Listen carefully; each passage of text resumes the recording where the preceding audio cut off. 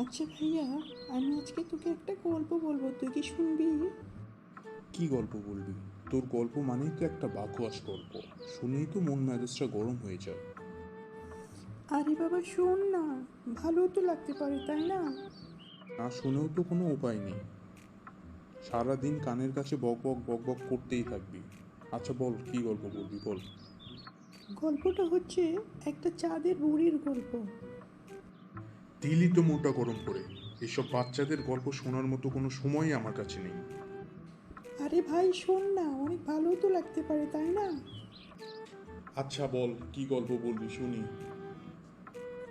চাঁদের গল্পে বুড়িটি সেখানে অনেক ছাগল লালন পালন করত।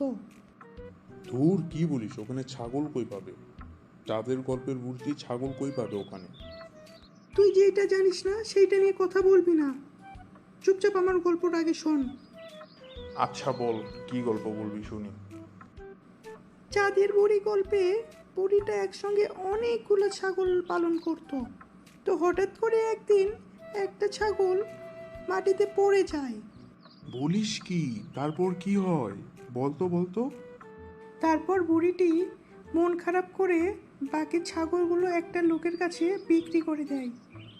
দূর, আজাইরা গল্প। ওখানে ছাগল বিক্রি করার জন্য লোক কই পাবে? তুই চুপ কর, যেটা জানিস না সেটা নিয়ে কথা বলবি না একদম। ওই চাঁদের বুড়ির আশেপাশে অনেকগুলো লোক বসবাস করত। তাদের একজনের কাছে বাকি ছাগলগুলো সব বিক্রি করে দিয়েছে। আচ্ছা ঠিক আছে, তোর কথা সব বুঝলাম, কিন্তু যে ছাগলটা নিচে পড়ে গেছে ওই ছাগলটা এখন কই? এই যে আমার সামনে বসে আছে, সেই ছাগলটাই তো তুই। তবে রে, তুই এতক্ষণ ধরে আমাকে নিয়ে গল্প বলছিস?